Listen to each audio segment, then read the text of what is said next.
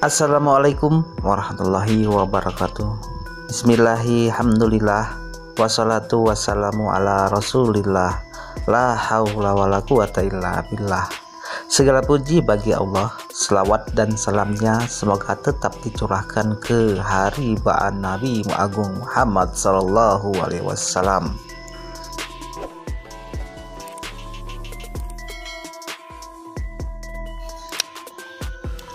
Kisah sedih wafatnya Rasulullah Shallallahu Alaihi Wasallam. Pada hari itu, tepatnya hari Senin tanggal 12 Rabiul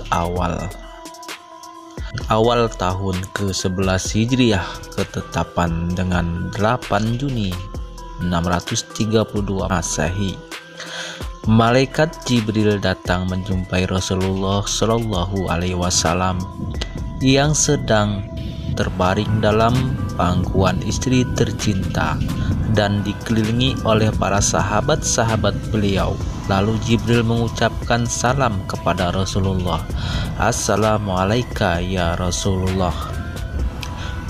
Wahai Rasul, utusan Allah Subhanahu wa Ta'ala, di luar ada malaikat Israel mau masuk. Lalu Rasulullah menjawab, boleh, silahkan masuk. Kemudian malaikat Israel mengucapkan salam. Setelah itu malaikat Israel menawarkan, wahai Rasulullah, aku disuruh oleh Allah untuk mencabut nyawamu atau membiarkanmu. Dalam riwayat tersebut, aku disuruh oleh Allah untuk memberikan pilihan kepadamu untuk tetap di dunia atau bersama Allah.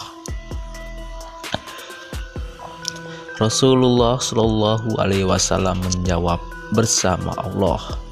Lalu Rasulullah Shallallahu Alaihi Wasallam berdoa agar umatnya selamat. Setelah ada jaminan umatnya selamat, Rasulullah berkata kepada malaikat Israel, wahai Israel, cabutlah nyawaku bila sudah waktunya.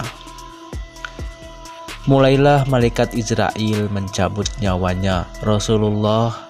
Di saat nyawanya dicabut oleh malaikat Israel, Rasulullah berkata, apa ini Israel? Malaikat Israel menjawab, ya Rasulullah, itu adalah sakaratul maut, itu adalah sakitnya dalam kematian. Kemudian Rasulullah mengangkat kedua tangannya sambil berucap, la ilaha illallah, inna lil mauti la sakarat. Tidak ada Tuhan selain Allah, sungguh dalam kematian ada sakitnya, yaitu sakit sakaratul maut. Lalu Rasulullah memohon, ya Allah yang maha meringankan sakaratul maut, ringankanlah sakaratul mautku ini. Kemudian malaikat Israel menjawab, ya Rasulullah, ini sudah aku ringankan 70 kali. Nabi Muhammad menoleh, apa ya Israel? Sudah engkau ringankan 70 kali? Ya wahai Rasulullah, aku tak pernah mencabut nyawa seorang hamba yang lebih lembut dari mencabut nyawamu. Ini sudah aku ringankan 70 kali. Kemudian Rasulullah menangis. Israel 70 kali rasanya masih sakit.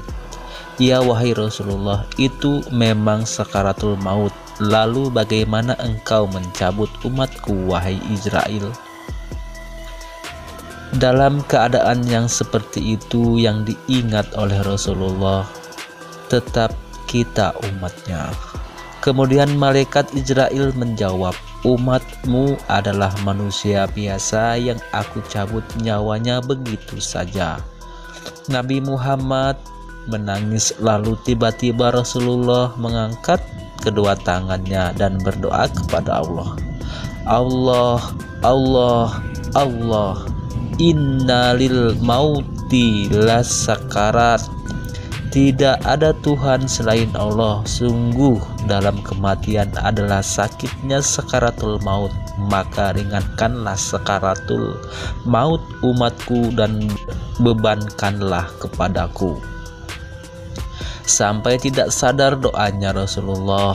Seperti itu bebankan kepadaku, itu doa cinta, itu bahasa cintanya yang tidak bisa diterjemahkan oleh akal.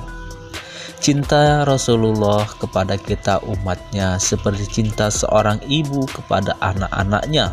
Seorang ibu rela sakit, yang penting anaknya bisa sehat. Itu adalah bahasa cinta luar biasa, dan itulah yang dirasakan oleh Rasulullah kepada kita umatnya. Dan permohonan atau doa dari Rasulullah tidak ditolak oleh Allah Subhanahu wa Ta'ala. Sakaratul maut kita hari ini sudah ditanggung oleh Rasulullah, sehingga digambarkan oleh Imam Al-Bukhari di saat Nabi Muhammad dicabut nyawanya, beliau dan Rasulullah berada dalam pangkuan Siti Aisyah. Siti Aisyah melihat keringat ingin keluar dari kening Rasulullah. Sebelumnya Siti Aisyah tidak pernah melihat keringat seperti itu.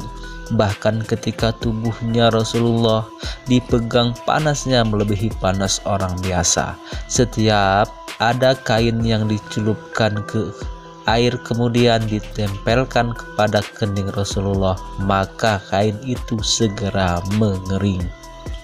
Dalam keheningan tersebut Rasulullah kembali berucap, "Inna lil mauti la sakarat."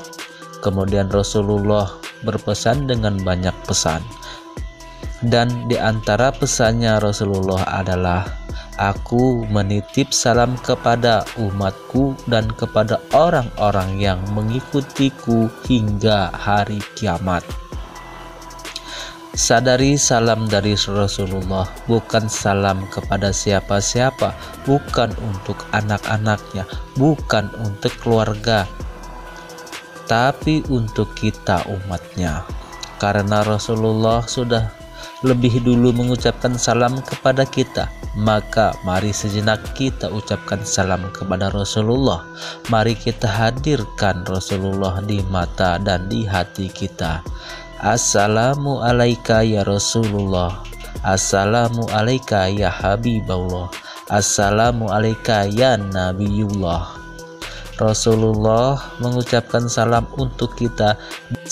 Di saat itulah keringat ingin keluar dari tubuh yang mulia, maka oleh Siti Aisyah keringat itu diusap. Maka bayangkan saat itu Rasulullah di pangkuan Siti Aisyah yang mengusap keringat dingin beliau. Lalu Siti Aisyah berkata, "Keringat dingin mengucur deras dari tubuh Rasulullah dan aku mengusapnya, dengan tangan Rasulullah."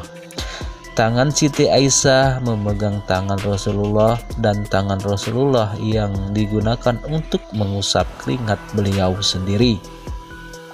Kemudian para sahabat bertanya, "Wahai Aisyah, kenapa mesti dengan tangannya?"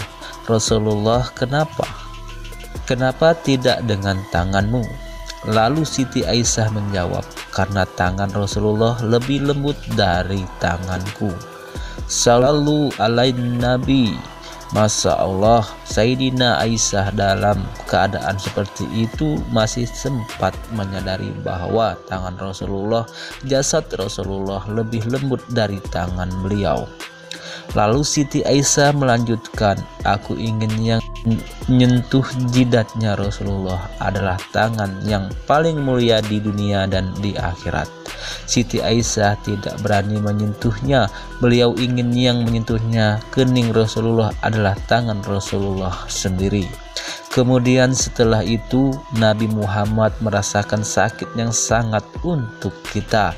Lalu beliau mengangkat tangannya tinggi-tinggi dan mengucapkan, "La ilaha illallah, inna lil mauti la sakarat."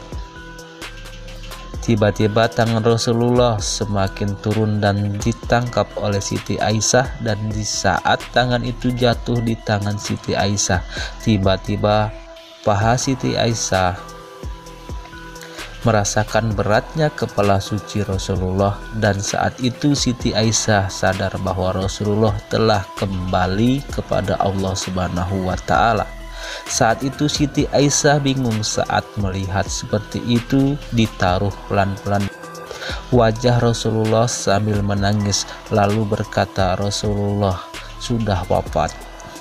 Para sahabat bingung. Sayyidina Ali tiba-tiba tertunduk, tidak bisa berdiri. Sayyidina Utsman tidak bisa ngomong. Ada sahabat Zaid berkata, aku baru saja melihat Rasulullah. Setelah ini aku tidak mau melihat lagi selain Rasulullah. Ya Allah, butakan mataku. Aku tidak ingin mengotori mataku dengan selain Rasulullah, dan dibutakan oleh Allah Subhanahu wa Ta'ala. Bermacam-macam kejadian saat itu. Kota Madinah heboh luar biasa dengan meninggalnya Rasulullah, dan sungguh wafatnya Rasulullah dapat menghidupkan hati yang mati. Tiba-tiba Sayyidina Abu Bakar datang. Setelah Sayyidina Umar marah mengatakan, siapa yang mengatakan Rasulullah meninggal akan kupenggal lehernya. Nabi Muhammad sekarang sedang pergi, sama seperti kita. Nabi Musa alaihissalam pergi menghadap Tuhannya. Kepada Allah nanti akan kembali kepada kita. Muhammad belum meninggal. Ini adalah karena kecintaan Sayyidina Umar kepada Rasulullah, tidak ingin Rasulullah pergi. Tiba-tiba datang Abu Bakar As-Siddiq, lalu masuk ke kamar Rasulullah dan mengecup kening Rasulullah, dan beliau berkata, ya Rasulullah, engkau tetap harum baik ketika hidup maupun ketika engkau sudah wafat. Hingga keesokan harinya meninggal Rasulullah. Senin sore Selasa malam Rabu dikuburkan Rasulullah. Setelah dikubur, Sayyidina Fatimah bertanya kepada Sayyidina Anas, wahai Anas. Sayyidah Fatimah sambil menangis, bagaimana engkau tega menaburkan debu di atas kepala Rasulullah? Sayyidina Anas kaget sambil menangis. Beliau menjawab, wahai putri Rasulullah, kalau kami tidak dilupakan oleh Allah, niscaya tidak ada yang bisa menguburkan Rasulullah. Waktu itu mereka tidak menyadari apa yang mereka lakukan, karena kalau mereka sadar tidak ada yang bisa mengubur Rasulullah. Ini adalah yang diungkapkan oleh Sayyidina Anas bin Malik. Kami hari ini, ya Allah, ingin senantiasa hadir di hati kekasih kami, Nabi Muhammad. Maka kami mohon, ya Allah, jadikanlah kekasihmu Nabi Muhammad SAW, ya Allah, yang akan mendampingi sakaratul maut kami, seperti yang engkau wahyukan kepada kekasihmu Nabi Muhammad. Semua hamba yang beriman akan menyaksikan surga saat sakaratul maut, dan surga yang paling mulia adalah kekasihmu Nabi Muhammad. Maka kami mohon, ya Allah, kumpulkan kami bersama baginda Rasulullah. Amin amin ya rabbal alamin. Barakallahu fikum. Wassalamualaikum warahmatullahi wabarakatuh.